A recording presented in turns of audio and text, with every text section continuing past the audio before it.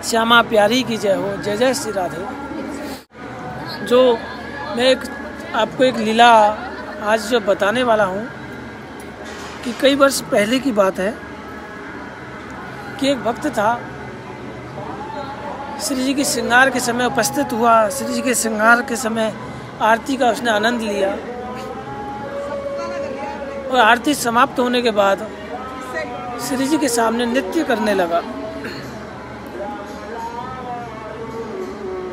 श्री जी के सामने नृत्य करता रहा, काफ़ी देर तक नृत्य करता रहा। श्री जी के भोग का समय हो गया, भोग आ गया। वह इसी प्रांगण में आकर, बाहर के प्रांगण में आकर यहाँ नृत्य करने लगा। अंदर श्री जी का भोग चल रहा था। सभी कर्मचारी कहने लगे कि अरे भैया बहुत देर हो गई, नृत्य करते करते थक गया होगा, बैठ जा। लेकिन उसने अपना नृत्य बंद नहीं किया। जब राजभोग आरती कंप्लीट हो गई, आरती कंप्लीट होने के बाद में वह फिर भी यही इसी महल में नृत्य करता रहा। कर्मचारियों ने, गार्ड लोगों ने उन्हें बाहर कर दिया गया, क्योंकि श्री जी का जो शयन का समय होता है उस टाइम मंदिर पूरी तरह से खाली कर दिया जाता है। सिर्फ पुजारी और पुजारी के जो परिवार के जो लोग हैं वे उपस्थित रहते हैं, क्योंकि श्री जी का जो शयन का समय है वह शांति का समय होता है। तो उस भक्त को भी बाहर कर दिया गया। वह भक्त बाहर कुएं की तरफ जाकर वहाँ नृत्य करने लगा। वहाँ भी उसने कंटिन्यू नृत्य किया। श्री जी का थोड़ा सा प्रसाद मिला, उसने वह प्रसाद पाया। प्रसाद पाने के बाद वह पूरी दोपहर के टाइम श्री जी के शयन कक्ष के पीछे कुएं की तरफ जाकर नृत्य करने लगा। शाम का टाइम हुआ। शाम के टाइम के बाद वह भक्त फिर से, जैसे ही मंदिर खुला, मंदिर खुलने के बाद फिर से दोबारा मंदिर में एंट्री की उसने। एंट्री करने के बाद फिर से दोबारा श्री जी के सामने नृत्य करने लगा। सभी कर्मचारी कहने लगे ये तो भैया पागल है, वो है, ये बाबड़ो है, वो है, ये नाच ही रो, सुबह नाच रो, नाचत नाचत पागल न है जाए, ये तो मुझे लगा पागल है, वो है।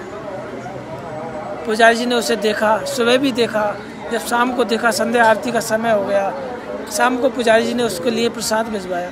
पुजारी जी को दया आ गई कि जब भक्त सुबह से ही श्री जी के लिए नाच रहा है, न किसी बात की परवाह है, न किसी बात की चिंता है, लोग रोक रहे हैं, कहते हैं कोई रोके नहीं, कोई टोके नहीं। कोई रोक रहा है, कोई टोक रहा है, लेकिन उसे किसी बात की परवाह नहीं है, वह नाच रहा है। तो पुजारी जी ने संध्या आरती के बाद उसके लिए प्रसाद भिजवाया। उसने वह प्रसाद पाया। प्रसाद पाने के बाद में रात्रि की शयन आरती हो गई। शयन आरती तक वह कंटिन्यू नाचता रहा। श्री जी ने उसे इतनी शक्ति दी कि उसके पैर एक मिनट के लिए भी रुके नहीं, थमे नहीं, वह कंटिन्यू नाचता रहा। जब रात्रि में श्री जी की शयन का समय हो गया, फिर से उसे दोबारा से बाहर निकाल दिया गया। वह रात्रि में जब थक गया, उसके पैर बोल गए, वह पीछे की तरफ, कुएं की तरफ लेट गया। तभी एक ब्रजवासी आते हैं। तो ब्रजवासी कहते हैं अरे भैया तू बहुत थक गो है, तू बहुत थक गो है, मैं तेरे चरण दबा दूँ।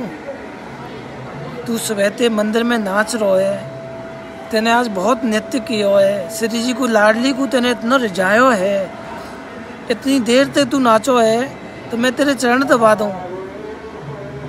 तो वह भक्त बोलने लगा कि भैया ये अपराध मोते ना करो, यह अपराध है, मोते मत लगाओ। मैं कोई ब्रजवासी से अपने चरण दबाऊं, या अपराध को भागी मोह मत बनाओ।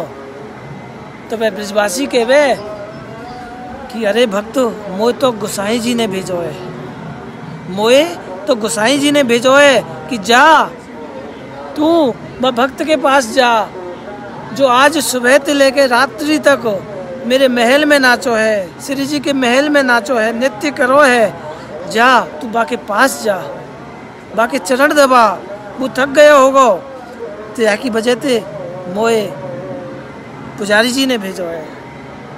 ऐसे भाव सुनकर उस भक्त की आंखों में आंसू आ गए कि पुजारी जी ने मेरे लिए एक ब्रजवासी को भेजा है।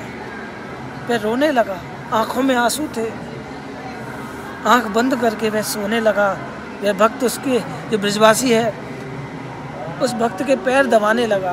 काफ़ी देर तक पैर दबाने के बाद वह शयन करने लगा। उसे निद्रा आ गई, थक गया। जब सुबह हुई तो वह फिर से श्री जी के महल में आया।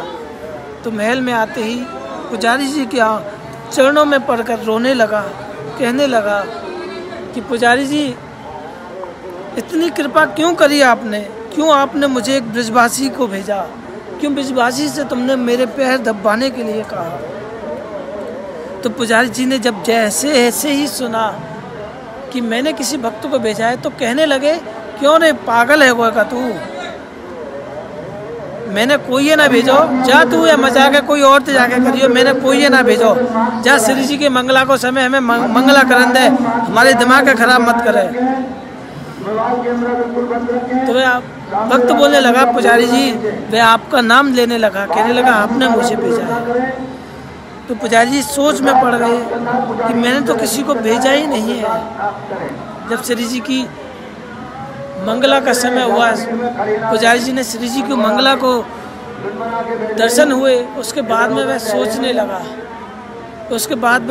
लगा कि साक्षात श्री जी ने बिहारी जी को भेजा था। साक्षात श्री जी ने उस भक्त के लिए बिहारी जी को भेजा था कि मेरा भक्त सुबह से लेकर शाम तक नृत्य कर रहा है, पागलों की तरह नाच रहा है, लोग इसे पागल कहने लगे। तो श्री जी ने साक्षात बिहारी जी को उस भक्त के रूप में भेजा। साक्षात ऐसी कृपा उस भक्त के साथ में हुई, उस ब्रजवासी के रूप में उसे साक्षात दर्शन हुए। ऐसी करुणा थी हमारी किशोरी जी की कि वह भक्तों के भाव पर रीझ जाती है, ऐसी कृपा करती है हमारी किशोरी जी। तो ऐसी लीला श्री जी के महल की थी। वही इसी महल का आनंद था जिस महल में हुआ, तो श्री जी ने इस महल में जो भक्त नाच रहा था उसके ऊपर कृपा करी। हाँ राधे,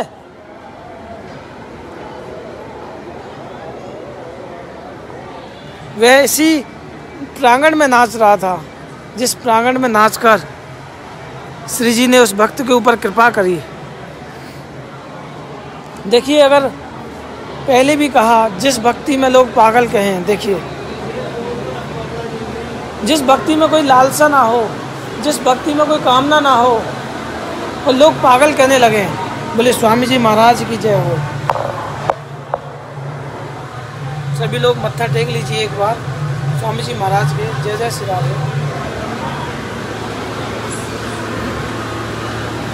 हम भी श्री जी के सामने एक धूप लगा लेते हैं। जय हो मेरी लाडली लाल की जय।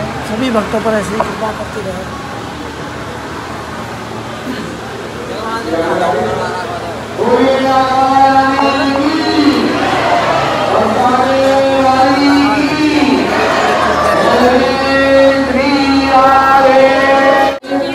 तो चलिए हम आ चुके हैं बाहर की ओर, और मैं उस भक्त के लिए भी दिखाऊंगा कि वह भक्त कहाँ बैठकर सो रहा था जब श्री जी ने उन पर कृपा करी। यह श्री जी के पीछे का एक कुआं है।